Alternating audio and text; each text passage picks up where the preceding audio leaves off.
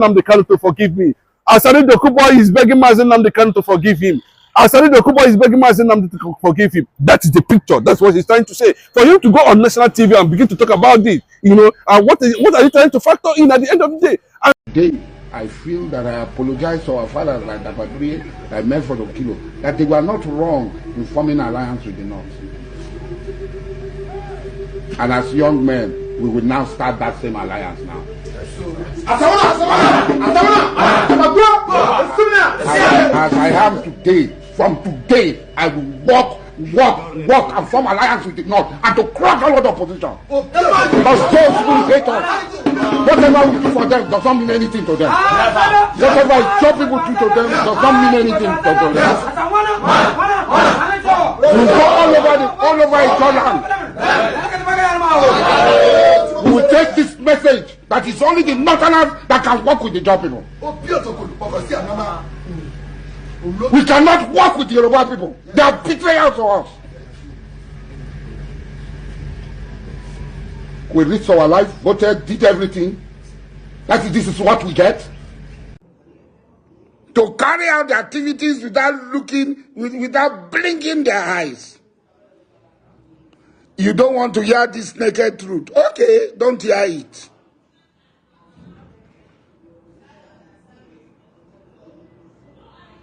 Don't hear it. Ijaw people are already angry that this is the worst government. This government is against Ijaw people, and you want to add fire to petrol? You want to add petrol to fire?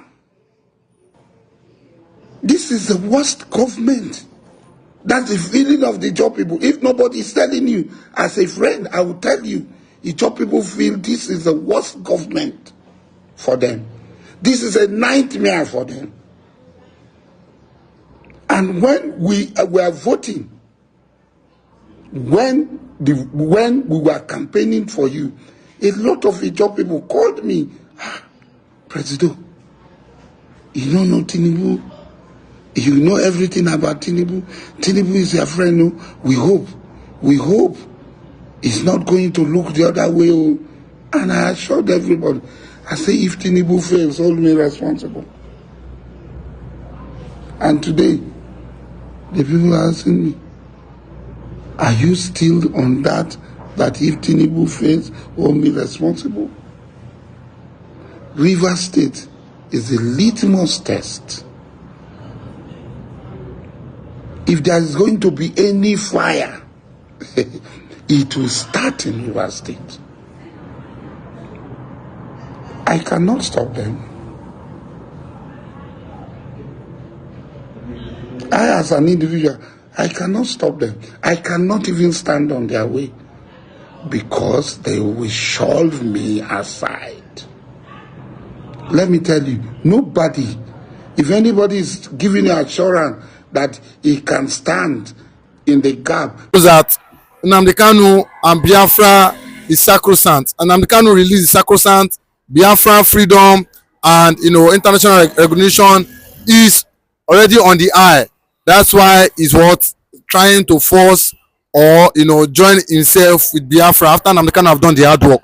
What's your take as regards this? This is a man who consistently, though he has not been able to deny that he is from Abuja State, but his affiliation to the South-South, recently is what we are talking about. And he came from that part, which we know that 80% of the people, even before, some of these states you are seeing today, we are part of Old Eastern Province, and we know the boundaries down to Benue and Kogi and the rest of them. These are Biafran territories, but the Fulani agenda came in, and the Fulani are still using them up to now. And that's why you see these people all themselves supervising their own crude oil pipeline going to the north. So when you look at them talk from both sides of the mouth, you begin to think whether, okay, is there anything going on? Is he losing stomach infrastructure? Is he losing the grip on the system that fed him? Is he in coalition Bola Ahmed Tinubu? Are they fighting? Is this something we're not saying? How come the same Asari Dokubo has come out to say the Ikwere people are Igbo and 80% of people in South-South are Igbo? That sends another signal to what is coming, and a lot of people are beginning to digest it. It is time to reconcile with Mazi Nnamdi Kanu. I beg you, Mazi Nnamdi Kanu, to forgive me. Asari Dokubo is begging Mazi Nnamdi Kanu to forgive him. Asari Dokubo is begging Mazi Nnamdi to forgive him. That is the picture. That's what he's trying to say. For him to go on national TV and begin to talk about this, and what are you trying to factor in at the end of the day? And we have seen massive reawakening of the consciousness of the South-South people. That this is where they belong. So, and what makes it look as if it has become reality? Go to Edo State, you see IDP camps in there. Go to Delta State, you see IDP camps. There's a massive infiltration of the Fulani cells in the entire old Eastern region, including the South-South. So I think maybe on that note now, you begin to see Mazi Nnamdi Kanu now as somebody I can adopt my cap for, as somebody that I can respect now, as somebody who saw tomorrow as the next Mandela of this generation, as the man who can define every moment, and as the man who foresaw tomorrow, as the man who foretold. Even in the Christian circle, Mazi Nnamdi Kanu is being celebrated. In the international community, Mazi Nnamdi Kanu is being referred as the man that is bigger and better than Nelson Mandela. I'm just saying it, because we do not know the motive or why Asari Dokubo should come out recently and begin to make this statement. Maybe he foresaw that Mazi Nnamdi Kanu would have been sent to jail in the court. He will come out and say all the Igbo people again, all the Igbo people again, all the Igbo. Fulani are killing his people in Delta State. Fulani are killing his people in Bayelsa State. The same as Asari Dokubo has not come out to say anything. All you hear him say the Gambaris, the Gambaris, the Gambaris, the Gambaris. That's why you always hear him say from any moment he feels that he want to. And they know him. This is somebody that says he's going to align with the North. Who has he aligned with? And they know between the Fulani fraternity that the Igbo people, the Biafrans, remains the red line. There's no two ways about it. You can see how everybody is standing around Mazi Nnamdi Kanu now. Mazi Nnamdi Kanu has become, a celebrity. Mazi Nnamdi Kanu has become a Pan-African. Mazi Nnamdi Kanu is now the one that's going to champion the Africanism. Mazi Nnamdi Kanu is going to be the one that's going to decolonize Africa. At the end of the day, his word has become law and order. So it's not for these ethnic warlords from, I don't want to refer them that, because the only person I still keep on saying it anytime, that have little respect for is Tobolo. And I know that recently, Tobolo is playing along. Tobolo knows, very intelligent guy. He knows what he's doing. He knows when to hit. He knows when to maintain peace. He knows when to collaborate. We saw the massive celebration and get together of the Igbo social class in Baramatu Kingdom. He did not invite any other tribe. He knows that the Igbos are his brothers, and we are his brothers. Forget what Asari Dokubo is saying, Tinubu fed me, this one fed me. What is the problem? When you know the truth, and you refuse to ban by the truth. Look at even his own governor of Rivers State, who he claimed he loved. Simi Fubara speaks Igbo from Opopo, founded by Jede Nwachukwu. But Fubara recently gave him a traditional position. Yes, because they have found out that he's going to toe the line of Fadeka Yode and Reno Mokri at the end of the day. So they have to relax him. He has nothing to offer again.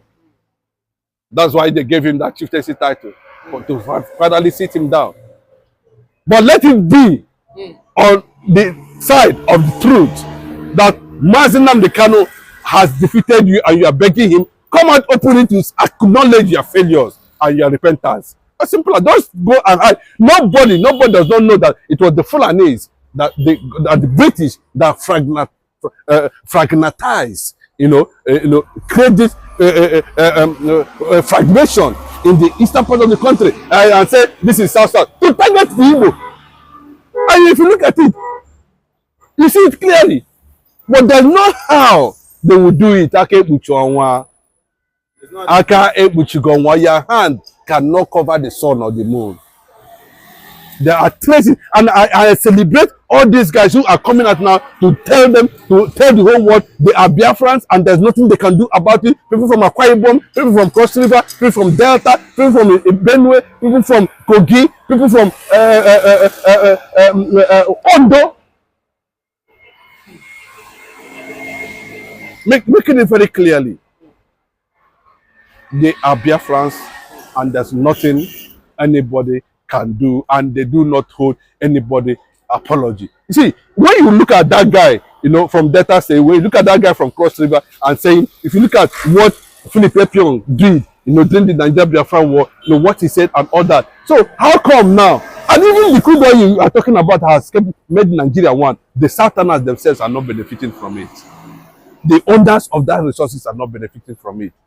And when you see the likes of Nnamdi Kanu speak, when you see the likes of Nnamdi Kanu talk, when you see the likes of Nnamdi Kanu, you know, alert the world. They say it's Igbo agenda, it's Igbo guy. Hold him. But all of them, if you look at them very well, you cannot go to Ariwa, I mentioned Ariwa, and you'll be stoned. You cannot say Ibodua, you'll be stoned. But once you mention Biafra, there is crisis, breakdown of law and order. And we are asking, what is the wrong with the name Biafra? Look at Gowon. Can you tell me that Gowon is happy? Even though he said he went to Aburi and he slept off. He didn't know when they signed the document. He came back to here. You know, he didn't know anything. Aburi went to national. This guy went. I think he should be arrested because over 6 million people were killed. Arrested 90 years old man. The man is over 90 years. Because let me tell you, there's age has to do with law. So if an 80-year-old man should go about killing people, is that what you're talking about? And the law will just leave him because he's an old man? No, what are you saying? Why is he saying that he slept off in Aburi? But you see what the Fulanis are saying to people now. But let me tell you, it's unfortunate that Nigeria is never a nation. It's unfortunate. Nigeria is not a country. Nigeria has never been a country. And that is why, you know, everybody is having, you know, a free ride on the sensibilities of the confirmation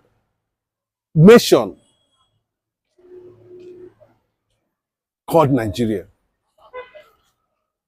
The amalgamation called Nigeria. Nigeria is an amalgamation. Nigeria is not an entity. And they refuse to abide by that. So what they are interested is to continue to create South-South. To ask them now what is South-South. Ask them now what is Niger Delta. Can they be able to define Niger Delta? What does Niger Delta mean? But go and ask how many languages in Kenya, how many languages in Iraq, how many languages in Iran, how many languages in United States of America, how many languages in the north? But you will not hear, I'm not a northerner. Then if you go to the north, and when they are doing their rascality, they don't want to know whether you are from where. Niger Delta, they will call you Igbo. And an average Igbo man will continue to take the sins of those that hate him. An average Igbo man will be killed because of the sins of those that hate him. And they want it to continue like that. And these are the questions we needed to ask these people. Is it not high time we stop this political conquest of the Fulanese, Janjaweed? Is it not time? They already, the governors themselves from the eastern part of the country have already created IDP camps. And they're not doing anything about it. There's IDP camp in where Asari Dokubo came from. All he hears is Gambari. But if he's an Igbo man, he will hear him. They have forwarded him because These are the people who are paying him. These are the people who are making sure that the Igbo does not rise through these people they can call themselves, South-South. But unfortunately, for the rising sun, they have not relented. You can see the spread. Biafra is moving on. Nnamdi Kanu has challenged and stripped Nigeria naked before the international community. And there's something they can do about it. And that's a fact. And when he's saying it, he's not looking back. When he's not seeing anything focused, then why make you patronize if he said, what did Nnamdi Kanu do to you? That you sold your entire generation to conquest. That's the message. There's no history you are going to tell us about whatever happened in the past or now. The reality is that you did not understand that Nnamdi Kanu is not your mate and can never be your mate. It has been proven by his records. It has been proven by the international community. It has been proven by the world powers themselves, the leaders of the world themselves. Now this man is an extraordinary. Who talks about you? Is it not to make words? You said you are close to Bola Tinubu because Bola Tinubu was feeding you. Who is Nnamdi Kanu close to that's feeding him? This is a man who defined a moment of reality for himself and for his generation. And that is why he's been celebrated by 85 million people around the world. Today, we are talking about IPOB Command, European Command Headquarters in Germany. We are having one of the biggest Biafran embassy in Washington. We are negotiating with the AU over establishment of high commissions in respective African states. The son of the rising sun, a man who turns scrap into machines. That's Nnamdi Kanu for you. And that's what we represent. And that's what we are. We cannot be conquered by a Fulani Islamic agenda. Biafra is predominantly Christians. And we are being targeted on a daily basis. And those who have stood to defend us have sold us on a platter of porridge. That's the message. Rising sun for those glorious moments that is. All of you know that I was one of the people who gave tough time to Nelson Abuja as governor of Rivers State. But Abuja does not belong to Gumi, it does not belong to the North, it does not belong to Muslims. That is the truth of the matter, and we must say it clearly. It does not belong to us as Muslims. Abuja was built with the Ijaw people's money, with Igbo people's money, with the Chekri people's money, with the Orobo people's money, with the Isoko people's money. What they told us when we were leaving Lagos to Abuja was that Abuja will be no man's land. Everybody will be removed from Abuja. Every Nigerian will be an indigene of Abuja. They have changed all the laws. So somebody from Sokoto State, Gumi, who is from Sokoto State, is talking of Abuja. And what is his connection with Abuja?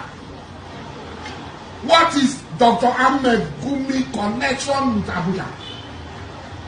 That he will be talking about Abuja. That Wike should be removed. Muslim ticket was voted by Nigerian people because they know who Ahmed Tinubu is. Because a lot of us know. I did not vote Ahmed Tinubu because he's a Muslim. Because I know him. I know what he's capable of doing. And that's why I supported him. That's why I support him. Even though today I might have some things. The appointment that is going on is one-sided. We must speak out. This is not Lagos. The president must know that the party is following in making appointment as if appointment is on Lagos, as if Nigeria is on Lagos, is dangerous. He already has a lot of problems. God have mercy upon us. We must point this thing out. Why should somebody like Bosun Tijani be in this government? After all the abuse and criticism, the president should look back at the appointment and rewind it, retrace it, and balance it.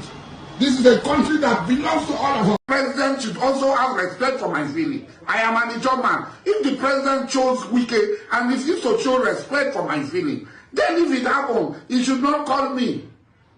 I stood by him. I will continue to pay, but there will be a point when I will have to choose between my people and my friends. Fubara is a no-go area. Fubara have given me money. You can go and say it. And why are majority of the politicians elected to follow him? Because now we can they give money back and then Fubara and they like I can go. So if me I choose I can go, I leave POS Africa. It shows what it means. We can POS Africa. What line they give? You know they look back. How will they not go give? People say money now, it's gone around. The president